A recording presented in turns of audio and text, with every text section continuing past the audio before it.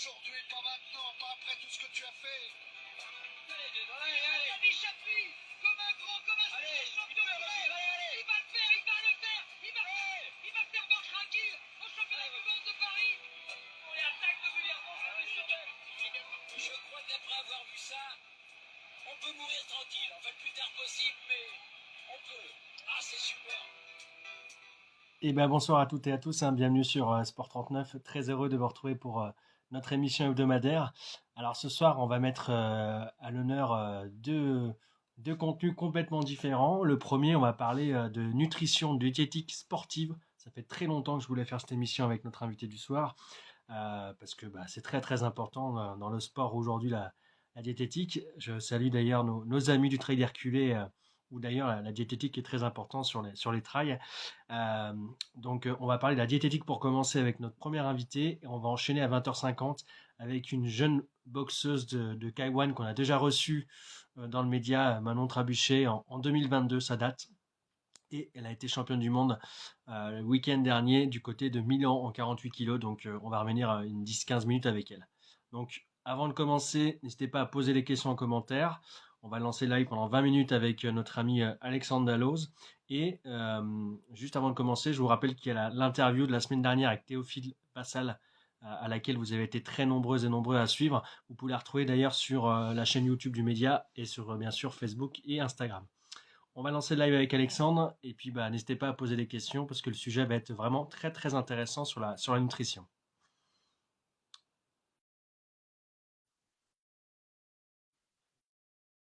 Invitation est lancée. Attends, je te la renvoie.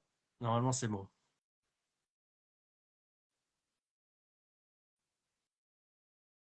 Est-ce que c'est bon, Alexandre? Tu vois l'invitation ou pas? Alors, attends, je vais la renvoyer. Voilà.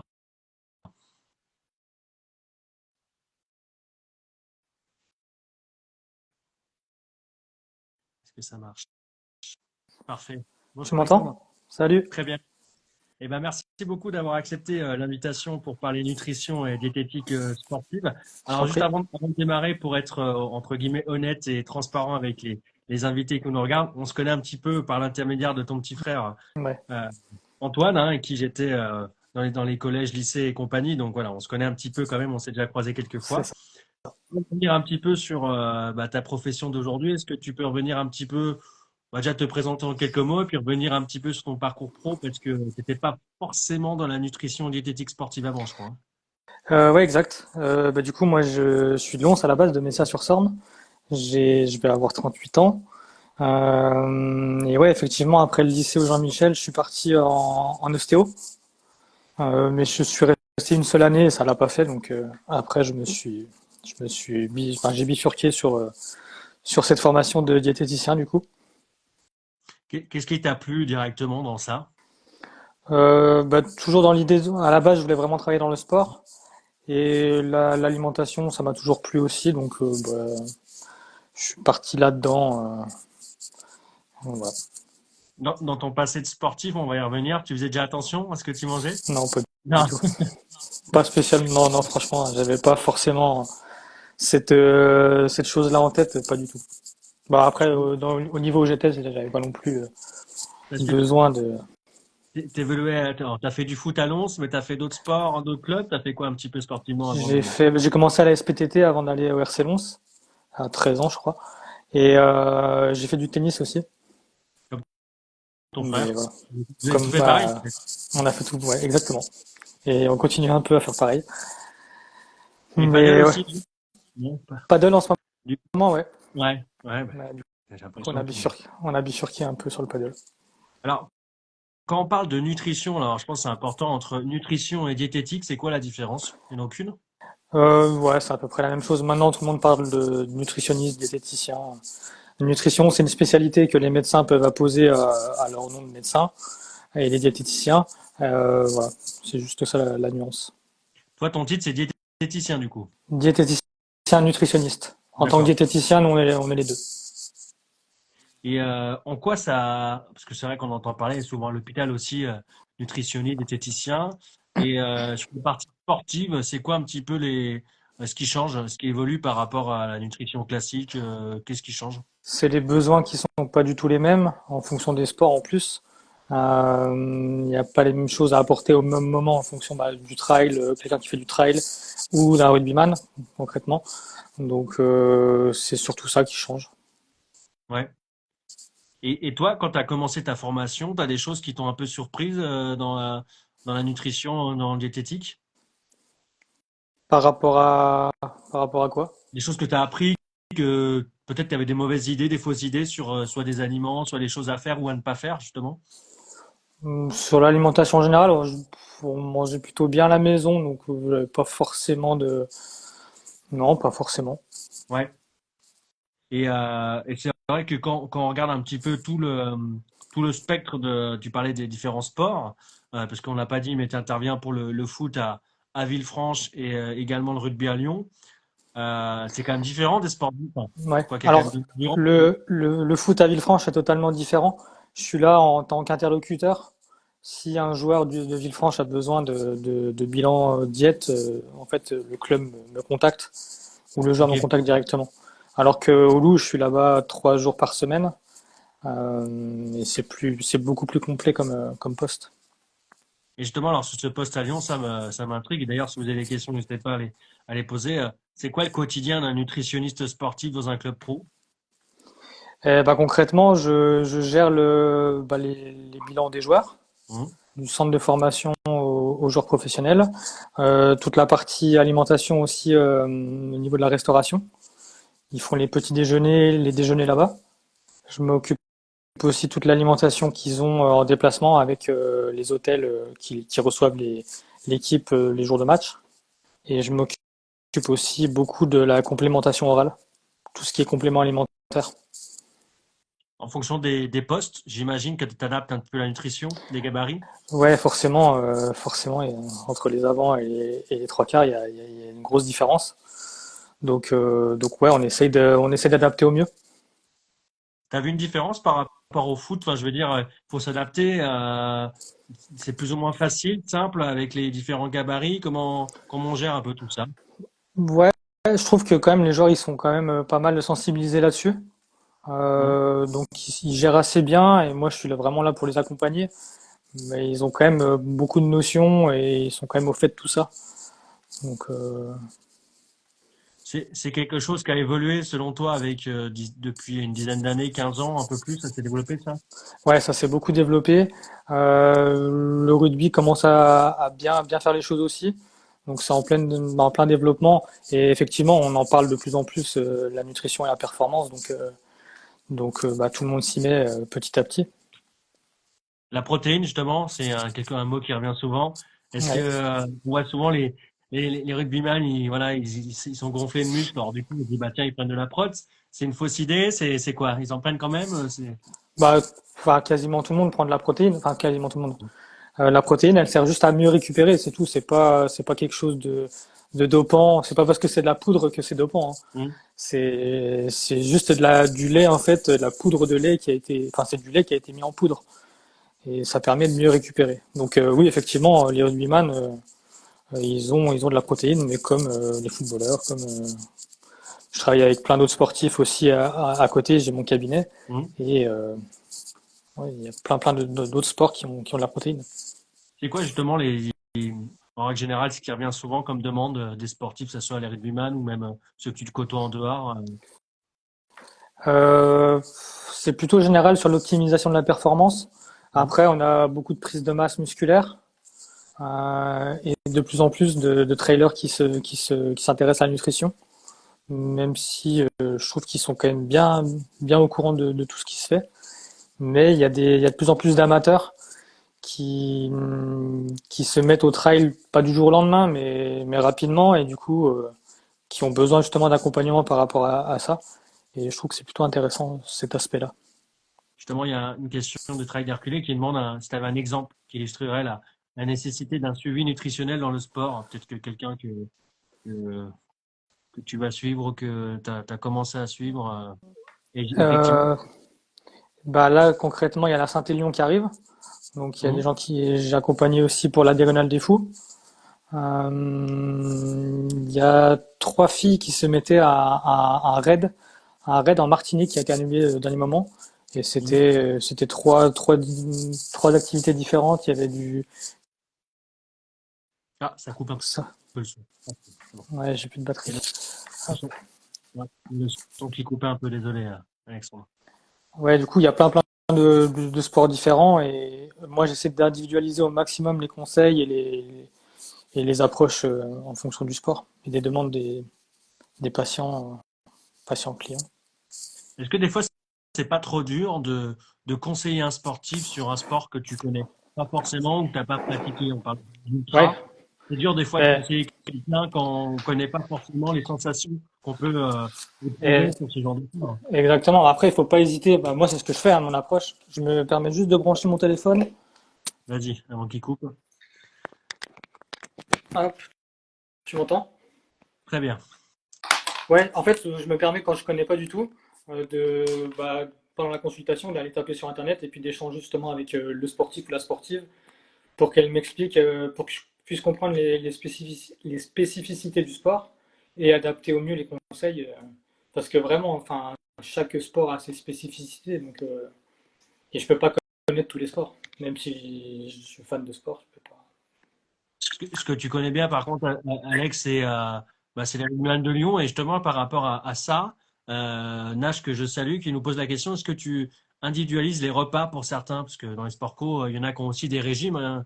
Il évoque Djokovic, son idole, avec Ah oui. sa fascination, ou pas pour le gluten, anti-gluten. Mais est-ce que du coup, toi, ça doit être un truc un petit peu lourd à prendre au quotidien, je pense, tous les Ouais. régimes alimentaires, Alors les concrètement, intolérants. alors concrètement, moi, Pardon. enfin, avec le chef cuistot de la brasserie où on mange, je fais des repas pour tout le monde. Et après, les joueurs qui ont vraiment des particularités viennent me voir en aparté dans mon bureau. Et là, on essaye vraiment d'individualiser les choses. Donc ça peut arriver, quoi. Oui, oui, et ça arrive, oui, oui, bien sûr. Ouais. Et moi, j'ai une image qui me revient souvent en tête. Alors, on parlait de foot sur tes débuts et le fait que tu faisais pas trop attention des fois à côté. J'ai une image souvent des reprises des joueurs de foot avec la fameuse épreuve de la balance. Euh, Ouais, est-ce que tu as vu, alors, sans les citer bien évidemment, mais des joueurs cette année qui se sont un petit peu laissés aller ou c'est classique? ouais, ouais, bah, c'est classique, ouais. Ouais, c'est sûr. Et puis moi, enfin, la pesée au club, c'est régulier, donc c'est toutes les semaines. Ouais. Donc forcément, en fonction de certains, enfin, il y a des choses qui se passent, ouais. Il y a des prises de poids des fois plus importantes que d'autres. Le plus gros, enfin, entre guillemets, c'est pas le joueur le plus gros, mais la plus grosse piste de poids, c'est combien? La plus grosse prise de poids, ouais, je sais pas, Mhm. c'est peut-être ouais, 4 kilos sur un week-end. Ah ouais, Ouais, 4 ah ouais, kilos, ouais, non, sur une semaine de vacances. c'est pas mal déjà. Il y a dû Ouais. laisser aller quand même. Après, bah, c'est des gabarits aussi, c'est des métabolismes différents de ceux d'autres. Donc, mais après, en Et, général, ça ouais. revient vite, hein. Ça revient vite. Et justement, si je te dis, Alex, Gignac et Cazerie, c'est deux profils qui ont été souvent critiqués pour leur Ouais. morphologie et puis leur nourriture, leur alimentation, et pourtant ils ont été joueurs pro et ils le sont toujours. Euh, Tu parlais que tu t'intervenais sur le petit-déj et le déjeuner. Est-ce que vous apportez quand même des conseils pour le soir pour maintenir quand même cette rigueur alimentaire, quoi? Ouais, bah, on a des conseils généraux. Mhm. Après, on peut pas gérer tout ce qui se passe à la maison. Et la plupart sont quand même très professionnels. Donc, Mhm. Il y a des joueurs de rugby à Lyon qui sont un peu comme dans les footballeurs, qui ont aussi des cuistots à domicile le soir ou choses comme ça pour leur faire euh, des... ou pas. non, non, j'ai pas notion de ça. D'accord. Bon, bah, parce que c'est vrai que ça se pratique de temps en Ouais. temps. Alors Nash, qui est très à cheval hein, sur l'alimentation, je suis désolé, mais il NH, demande quelle typologie de protéines il faut pour les rugbyman. Est-ce que c'est de la végétale ou animale? Qu'est-ce que tu bah, conseilles comme... ceux qui sont végétariens, ils prennent de la végétale et hmm. Voilà. La réponse, elle est vite trouvée. Mais c'est vrai qu'aujourd'hui, on l'évoquait tout à l'heure, la nutrition, elle a quand même une place assez importante. Elle prend sa place dans la performance, hein, on le voyait en ultra, choses comme ça, même dans tous les sports. Selon toi, aujourd'hui, si on doit fixer un taux, elle occupe quelle place? 5%, 10%? compliqué de dire ça. Après, c'est ce Ouais. que je dis à chaque fois, c'est une pièce du puzzle que tu viens rajouter pour vraiment optimiser tes performances. C'est plus approuvé maintenant que c'est vraiment quelque chose qui t'amène à vraiment optimiser ta performance, améliorer la récupération, éviter les blessures. En pourcentage, c'est compliqué à définir, mais ça dépend des sports, ça dépend.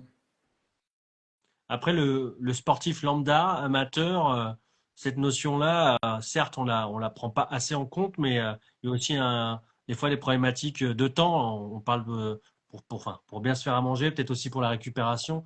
C'est laps de temps qu'on n'a pas forcément Ouais, quand on est amateur, comme l'ont les professionnels aussi, hein. ouais, c'est sûr. Après, pour ce qui est de l'amateur, c'est vraiment se focaliser sur les repas juste avant les Ouais, compétitions, qui ouais. peuvent. C'est pas ça qui va vous faire gagner pour un trail, qui va vous faire gagner 2 minutes, hein, mais c'est ça qui peut vous faire abandonner en cours de route ou abandonner la course, quoi. La mise en régime, entre guillemets, particulière avant, alors, je vais parler marathon parce que j'en fais en mois de mars, mais justement, je fais une consultation individuelle ce soir avec toi. La mise au régime, c'est quoi? C'est un mois avant, on fait attention, on se met sur le droit chemin, entre Un guillemets, bon, ou... un bon mois avant. Ouais. Ouais. Bon, bah, je prends note. Si tu peux commencer un peu avant, ça Bah, il y serait aura bien. les fêtes de Noël là, qui vont arriver, donc je sais pas Ouais, si c'est après, la bonne tu auras 2 mois après pour te remettre dedans. 2 mois, c'est bien. Voilà. Alors, en parlant de nourriture, d'alcool, Nico, que je salue également, qui nous demande la bière de récup. Est-ce que c'est un mythe ou réalité? Est-ce que Ça, ça, c'est un mythe, il y a ça. des bienfaits ou pas? Non, non, aucun. Psychologique, oui, mais physique, non. En plus, on la boit souvent rapidement, cette bière, après course, hein. Ouais, ouais. Généralement, Mais au c'est niveau récupération, zéro. Ça te déshydrate plus qu'autre chose et ce qu'on cherche après un effort, c'est se réhydrater rapidement. Donc, non. Nico, ça ouais, mais de toute marchera pas. façon, il est pas bon là-dessus, Non, là, sur la nutrition, c'est, non. c'est Sur la bière, il est pas très bon. Non, alors justement, moi, ça m'intrigue pourquoi on dit souvent que la bière d'après-course, elle passe toute seule. Le métabolisme, pourquoi ça fait que la bière, elle passe toute seule du coup? Bah, je sais pas, c'est peut-être qu'on a besoin de ça et qu'on a besoin de décompresser et que c'est un moment convivial, mais vraiment, non, non, au niveau, il n'y a aucun bienfait Ouais. de l'alcool après l'effort. Et justement, tout à l'heure, tu évoquais, Alex, que c'était une brique dans la performance globale de ce que tu faisais, ton métier. Justement, dans ta profession, depuis toutes les années que tu pratiques, c'est quoi ce que tu es le plus fier ou voilà, ce que tu aimes dans ton métier? Et ben là, j'avoue que depuis que je suis au Loup, je suis assez fier de Mhm. ça. Et côtoyer le monde professionnel, c'était vraiment quelque chose que je souhaitais. Et le faire au quotidien, enfin, du moins 3 jours par semaine, c'est quand même gratifiant et c'est un monde à part. Et je suis vraiment content de faire partie de ce monde, de faire partie de ce monde. Ça a changé un peu ton regard sur le monde professionnel d'y être, justement, à l'intérieur, entre guillemets. Ouais, Ouais. ouais, ouais. Moi, je pensais que c'était pire que ça. Je pensais que c'était pas aussi, que les joueurs n'étaient pas aussi à cheval dessus. Ouais. Mais j'ai plutôt des bonnes surprises là-dessus. Notamment au Ouais, niveau des jeunes. J'ai pas mal vu les jeunes du centre de formation ces 15 derniers jours. Et ils sont quand même vraiment au fait de tout ça.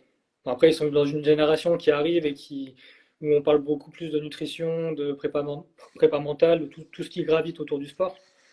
Donc ils sont plus baignés dedans que les plus anciens.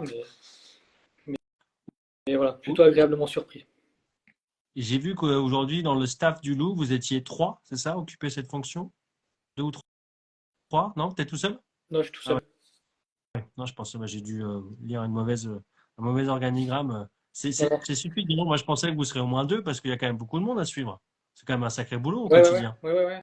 Ouais, c'est sûr. Après, c'est déjà bien qu'au Loup, il y ait un diététicien, c'est déjà bien. C'est pas Eh le oui. cas dans tous les clubs Ouais. de rugby ni de foot de Ligue 1, hein. Alors pourtant, on loue en permanence les datas que tu dois utiliser quand même en Ouais, permanence, hein. Tu peux avoir des logiciels, choses comme ça. Mais c'est quand même, tu le disais, la brique importante dans la réussite. Euh, Se passer de ça, et on l'a évoqué en rigolant, le cas de quelques joueurs de foot par le passé, mais c'est quand même se mettre des bâtons, entre guillemets, pour que les joueurs soient performants, entre guillemets, quoi, parce que c'est quand même... ouais, ouais, c'est sûr. Après, c'est un budget en plus à mettre en place Oui. et pas tous les clubs le font. Donc, Ouais. C'est vrai que c'est assez. Il faut le prendre en compte Ouais, aussi ce budget. Et puis bon, avec la baisse des droits télé de Ligue 1, ça va pas aider non ça va plus pas arranger. les staffs. Bon. Ouais. Le rugby, ça va. Tu peux rester dans le rugby. Je pense que t'as encore de belles années. Si tu avais un petit conseil justement pour terminer, nutrition pour les spectateurs amateurs sportifs qui nous suivent ce soir, bah, notamment la bande de Nash et Nico, mais d'autres, hein, parce que je vois qu'il y a quand même des meilleurs sportifs qui nous suivent aussi ce soir. Un petit conseil assez simple à mettre en place, alors que ce soit pas contraignant tout le temps, mais un truc avant une épreuve qu'on peut mettre en place 15 jours avant, ce serait quoi? 15 jours avant, bah, bien s'hydrater déjà. La base pour moi, Ouais. c'est bien s'hydrater, manger équilibré et éviter de faire des excès, comme tu dis, une semaine, 15 jours avant. Bah, en parlant du marathon pour toi d'ailleurs, Hum. J'avais une bonne arrêté hydratation. 15 jours avant l'alcool, hein, à l'époque, l'an dernier. Ok, 15 jours avant. ouais. Donc, Bah, tu vois, moi je te dirais même un mois, mais bon, si ça passe, ça passe, hein. ça Mais passera. Ça passera. au mieux tu seras hydraté, au mieux ça sera pour le marathon en plus. Et le mythe, on parlait de mythe tout à l'heure de la bière, mais le mythe du plat de pâtes la veille, on le garde toujours ou le matin de la course aussi, ou on prend autre Les chose le pâtes la matin? veille, oui, le jour même, non. Hum. Concrètement, le riz au niveau nutritionnel, il t'apporte autant de glucides, voire plus que des pâtes, et tu le digères en 2 fois moins de temps. Ah oui, Donc d'accord. beaucoup plus intéressant le jour de l'épreuve pour d'une avoir enfin, moins d'énergie qui sera dépensée pour la digestion et, et deux bah, plus de confort digestif. Et pour le marathon ou des choses comme ça, c'est ce qu'on recherche. Bon, bah, très bien. Merci beaucoup pour ces conseils, en tout cas, Alex. Merci pour Avec ton plaisir. témoignage. Et puis, de toute façon, on repartagera la vidéo dans les jours à suivre. Donc, tu pourras la partager à tes amis du loup. En tout cas, merci pour ces éclaircissements. Avec C'était vraiment plaisir. sympa. Et puis, bonne soirée. Et puis, à À très bientôt. bientôt. Ça marche. À Salut, bientôt. Alex. Salut. Ciao. Ciao. On remercie Alex pour ses conseils. Vraiment, c'était très, très intéressant. Je vous le disais d'ailleurs, ça faisait quelques semaines, quelques mois qu'on avait échangé pour faire cette vidéo sur la nutrition. Donc, j'espère que ça vous a plu. Maintenant, on va passer à notre deuxième invité de la soirée qui nous a rejoint. D'ailleurs, je la vois en ligne. On l'a eu en 2022, où il avait déjà commencé un petit peu sa carrière internationale. Bah, du coup, 2 ans après, elle est championne du monde amateur de K1 chez les moins de 48 kilos. C'était le week-end dernier du côté de Milan. Donc, on va la recevoir. Elle s'appelle Manon Trabichet du club du Jurassic Fight. Donc, on va lancer le live et puis on va revenir sur bah, ce week-end magique en Italie pour la jeune Manon. Allez, c'est parti.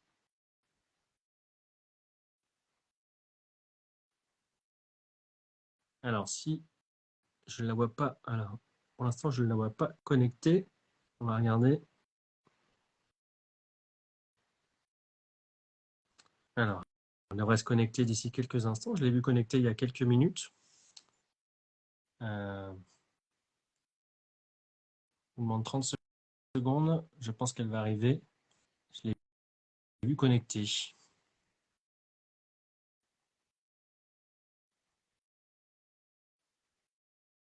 Alors, elle devrait arriver. Manon, oui, oui, bien sûr. On attend Manon, on attend Manon. Elle était connectée il y a quelques instants, donc je pense qu'elle va revenir. Je pense que c'est une erreur de manip. Et c'est vrai que c'était quand même une performance assez exceptionnelle, hein, notamment lors de son retour au club quelques jours après, où elle a eu le droit à son lot de félicitations, comme dit mon amie Pauline Morton du Progrès dans son article.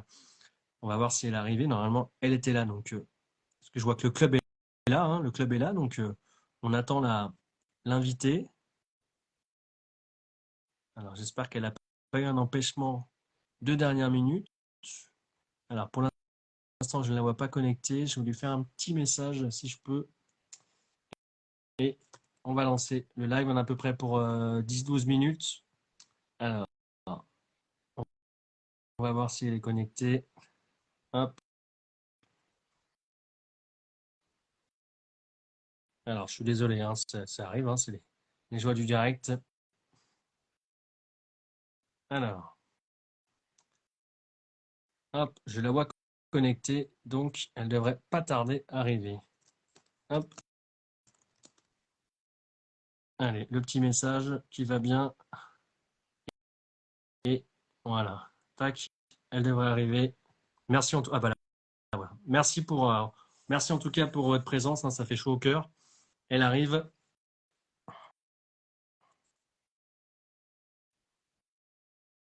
Bonsoir Manon.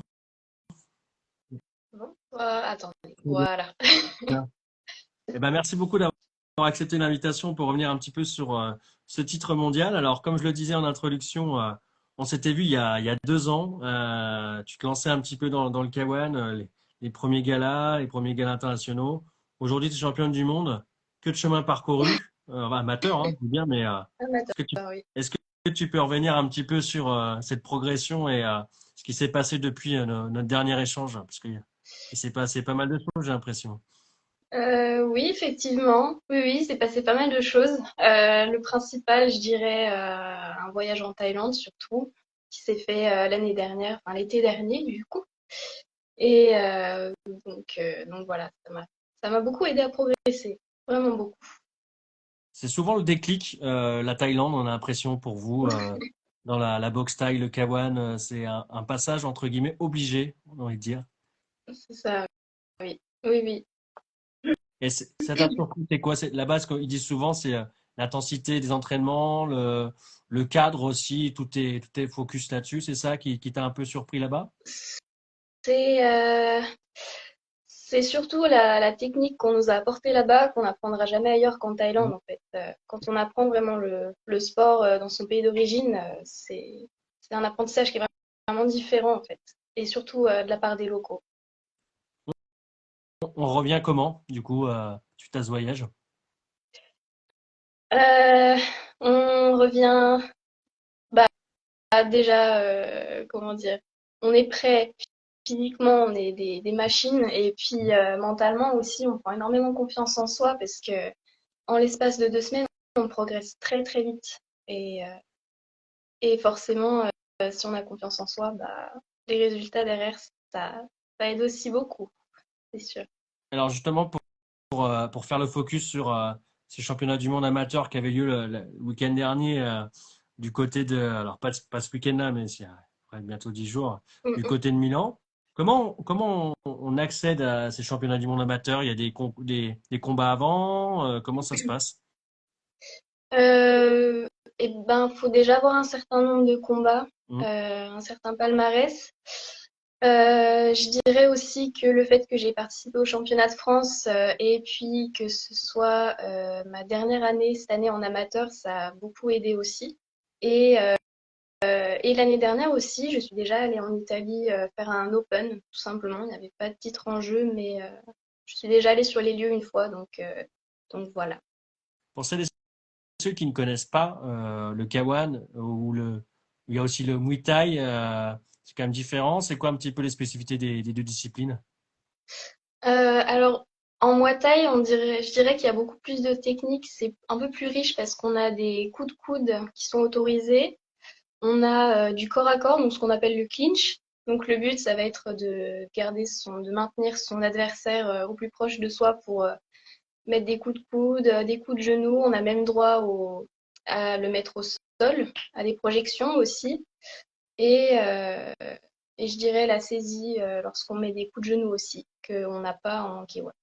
Moi, ce qui m'a surpris un petit peu en lisant le papier de mon amie Pauline là, du Progrès, c'est que tu arrives sur les championnats du monde amateur comme ça et tu es moins impressionné que sur un gala que tu as pu faire à Lons, que tu as pu faire ailleurs. Pourquoi? C'est le fait qu'il y ait peut-être moins de monde ou que j'en sais rien, je ne savais pas combien il y avait de personnes en Italie, mais c'est quoi qui a fait que tu étais un peu plus à l'aise? Et ben non, justement, il y avait plus de monde encore qu'un gala normal. Ce qui fait que j'étais plus à l'aise, c'est qu'il y avait plusieurs rings, en fait. Là où on est allé, c'était vraiment une super grande enceinte avec plusieurs disciplines, d'autres que le K1. Et il devait y avoir 6 ou 7 rings, et donc les combats, ça tournait toute la journée. Donc c'est un peu moins stressant, beaucoup moins que si on est tout seul sur un ring au milieu de tout le monde, en fait. Voilà. En fait, c'est le fait, l'effet, entre guillemets, quand tu es sur un gala, vous êtes le centre de l'attention. Là, tu étais dispersé avec d'autres combats, donc tu avais moins ce regard qui t'oppressait. Oui, c'est ça. C'est plutôt Ouais. ça, oui. Et alors qu'on affronte, il y avait que 4 concurrents dans la catégorie. Et là, tu affrontes Oui. une Géorgienne pour commencer. J'imagine Mariam Chitashvili. que tu connaissais, je pense pas, avant de l'affronter. Comment on prépare un combat sans, enfin, comme dans la boxe, comme dans tous les sports de combat, mais on regarde des vidéos, t'as fait quoi? Rien du tout. Ouais. Je suis arrivée sur le ring directement et puis j'ai vu à ce moment-là, on fait un petit peu d'observation aussi pendant l'échauffement s'ils sont pas loin. Mhm. Mais sinon, à part ça, non. Non, là, pour le coup, j'ai vraiment vu sur le ring directement. Et justement, ce que tu décrivais à Pauline, c'est que l'adversaire était un peu brouillonne, un peu, ouais, pas hyper bien, entre guillemets, technique, mais comme toi, entre guillemets, et d'autres combattantes. C'est déstabilisant de ce genre de combattante? Oui, oui, oui, c'est déstabilisant parce que bah, pour ma part, j'ai du mal en fait comment dire, à sortir de cette boxe un peu brouillonne. Et le problème, c'est qu'après, derrière, j'arrive pas à me mettre à l'aise, j'arrive pas à m'imposer derrière. Donc c'est vrai que ça, ça peut être un peu compliqué des fois, mais c'est à moi d'apprendre aussi à pouvoir sortir de ça. Oui, parce qu'il y a quand même 3 rounds hein, de 2 minutes, Oui. avec cette pression qu'elle t'a mise, notamment avec les fameux low kicks hein, qui font vachement mal aux jambes quand même. Mais quand on ressort de ce premier round, qu'est-ce que t'as dit ton coach, du coup, pour voilà, te remobiliser? Comment ça s'est passé? Euh, Bah, je suis repartie un peu en colère dans le coin parce que je voyais bien que j'arrivais pas à faire ce que je voulais faire. Et il m'a dit, bah, essaie de sortir un peu, arrête de reculer, avance et impose-toi un peu plus. C'est ce que j'ai essayé d'exécuter un peu plus au deuxième round et c'est passé. Donc voilà. T'as senti au fur et à mesure une baisse de sa part aussi en face, peut-être trop d'engagement sur le premier round et du coup un peu moins de jus sur les deux suivants? Oui, oui, oui. Physiquement, c'est vrai que j'ai beaucoup dominé pour le deuxième et le troisième round. C'est ce qui m'a aussi beaucoup aidé, hein. Honnêtement, oui. Parce que c'est vrai que avant d'arriver sur Milan, question bête, mais réponse à mon avis bête aussi, parce que c'était une logique implacable. Tu étais là pour gagner, donc pour avoir cette ceinture, quoi. Oui, oui, oui. Oui, c'est sûr. Et, euh, et quand tu arrives, alors ce qui est assez dingue, c'est comme le dit ton coach Joseph, c'est que du coup tu l'emportes, machin, tu gagnes au point. Et là sur la finale, bah tu dois affronter une Française et puis bah du coup elle refuse de boxer, elle déclare forfait. Alors c'est quand même une situation assez incroyable. Qu'est-ce qui s'est passé? Est-ce que tu as eu des infos depuis sur cette combattante? Qu'est-ce qui s'est passé? Eh ben, il s'est passé que je suis arrivée sur le ring et personne en face. Je suis montée, j'étais prête, le casque prêt, échauffé. Et puis on monte la ceinture directement. Je dis, mais enfin, j'ai loupé une étape, il y a un truc qui va pas. Et on m'a dit, bah non, non, ton adversaire, elle s'est pas présentée. Et tout le monde l'a cherchée dans la salle et elle est juste partie avec ton coach. Et tu sais qui c'est du coup? Enfin oui je pense, mais t'as pas d'explication. Non, pas d'explication. On sait pas du tout pourquoi ni comment. On sait juste que se sont pas présentés. Ah, Voilà. c'est Déception un peu aussi, surtout des arbitres. On a bien vu qu'ils étaient déçus parce que c'est pas très très sportif, quoi. Enfin, Est-ce que ça enlève un c'est petit peu, alors, parce que comme le dit ton coach, tu le mérites, bien évidemment, avec tout ce que tu fais, tout ce que tu as mis en place, mais on a quand même cette petite âme de compétitrice, comme tu le dis à l'instant, dégoûtée de ne pas avoir pu combattre cette finale. Est-ce que ça enlève un petit peu de saveur sur cette ceinture ou pas? Je sais pas si ça enlèverait de la saveur. Je dirais surtout que on se prépare à faire des combats. En fait, c'est vraiment dommage que au dernier moment, l'adversaire il se désiste comme ça, surtout sans prévenir. Et puis ça se fait pas. Non, ça se fait pas. Peut-être à peine plus en colère que vraiment la déception. Ouais. Bon, moi, j'ai pas envie de me mettre en face de toi, hein. Si t'es en colère, je reste à distance parce que. Non, non, mais Non, ça. par contre, ce qui est assez incroyable, c'est que c'est ta première ceinture que tu décroches. J'imagine qu'elle est bien accrochée chez toi. Tu l'as mise où? Voilà, c'est un truc quand même assez incroyable, Elle ça. est, elle est au-dessus de mon lit. Oui, effectivement. Et C'est vrai, elle est dans ma chambre. Ouais. on a tendance à dire d'ailleurs que les ceintures, bah, après, elles sont remises en jeu. Donc, tu vas pouvoir la garder ou tu vas devoir la rendre? Non, non, non, là, vu que c'était un championnat amateur, la ceinture, je vais la garder avec moi cette fois-ci. Oui. Bon, bah, ça, c'est une bonne chose. Et c'est vrai qu'en préparant la mission, je t'avais dit, bah, après ce titre, c'est quoi un petit peu la suite? Parce que on est amateur, mais il y a quand même des pros hein, dans le K1, dans la Muay Thai. Est-ce que c'est la prochaine étape? On avait eu d'ailleurs, je fais une petite parenthèse, mais on avait eu Garrick aussi, un boxeur de Lons qui est passé pro et maintenant qui est à Montpellier. Mais voilà, il passe de l'amateur au pro. Toi, c'est quoi un petit peu les prochaines étapes? Moi, je vais passer en semi-pro, du coup, cette année. Voilà, donc j'étais en classe D, là, je passe en classe A, du coup. Et, euh, et puis voilà, pour l'instant semi-pro, et puis à l'avenir, on va essayer de passer pro, hein, on va tout faire pour en tout cas. On va passer cette étape-là aussi Ouais. un peu plus tard. La différence, c'est quoi alors du coup quand on passe amateur, semi-pro et puis après semi-pro-pro? C'est quoi? C'est les longueurs des rounds? C'est plutôt le nombre de combats, le palmarès aussi, le nombre de victoires supérieur par rapport au nombre de défaites. Hein. Et puis, ça va être au niveau des titres nationaux et internationaux aussi. Voilà. Après, pour ce qui est pendant les combats, par exemple, en semi-pro, on va garder les protections au tibia et garder le casque. Par contre, en pro, on n'a plus rien. Juste les gants protège-dents et en avant.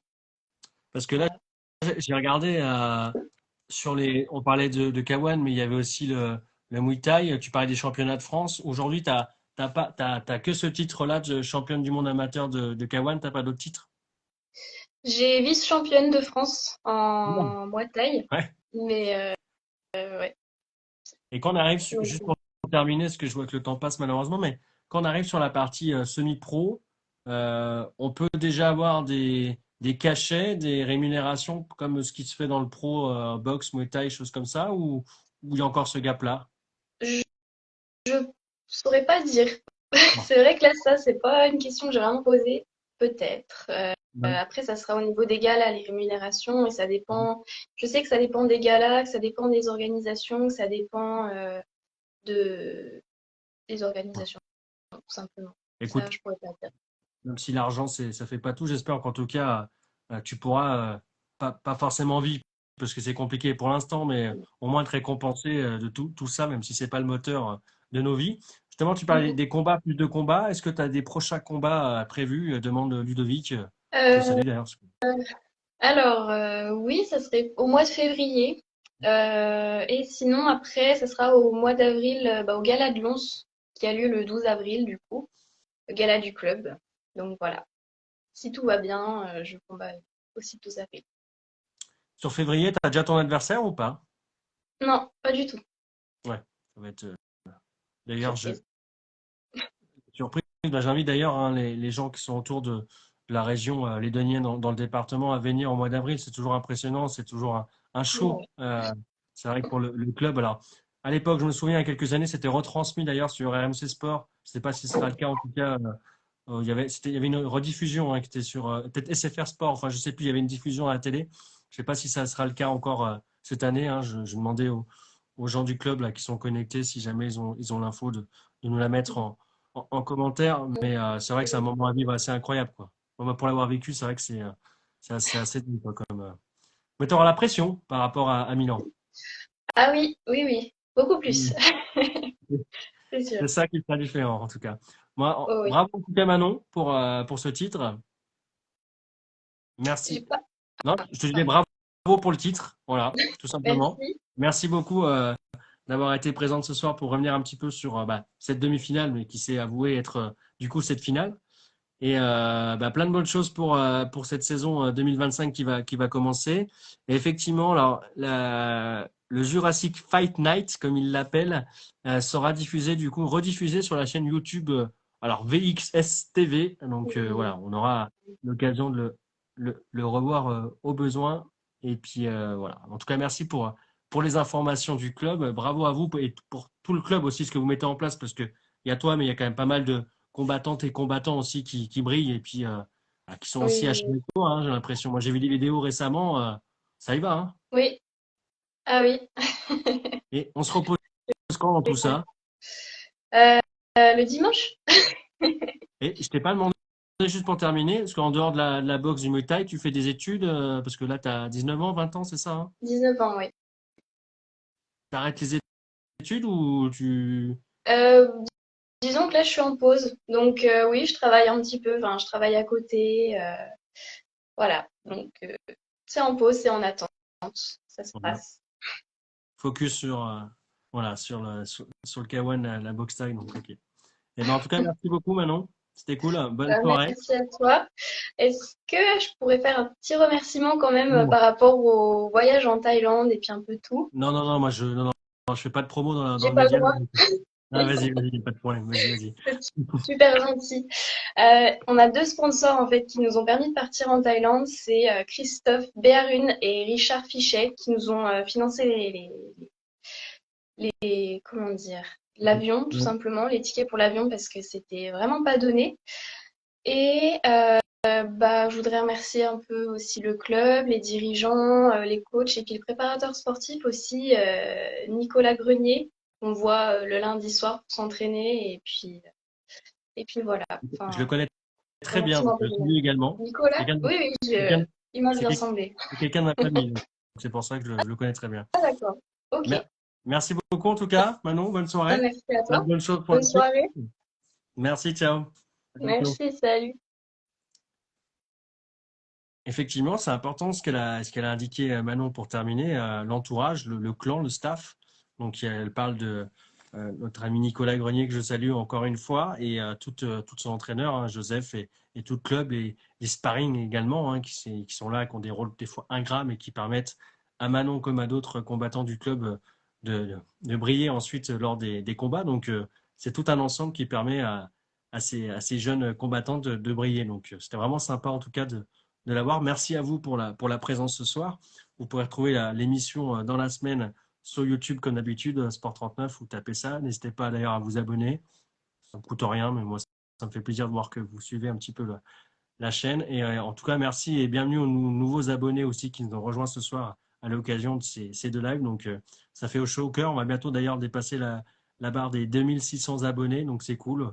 On essaiera d'ici la fin de l'année, pourquoi pas atteindre 3000. Bon, encore un petit gap, mais j'espère que n'hésitez pas à partager le média à celles et ceux qui ne connaissent pas, parce qu'il y en a encore beaucoup. Donc voilà, n'hésitez pas à partager la page quand vous parlez de sport entre vous. Dites, bah tiens, il y a Sport 39, ça vous dit, il y a des lives sur tous les sports du Jura. Donc voilà. Merci à vous en tout cas, bonne soirée, très bonne semaine, et puis à très bientôt. Allez, ciao.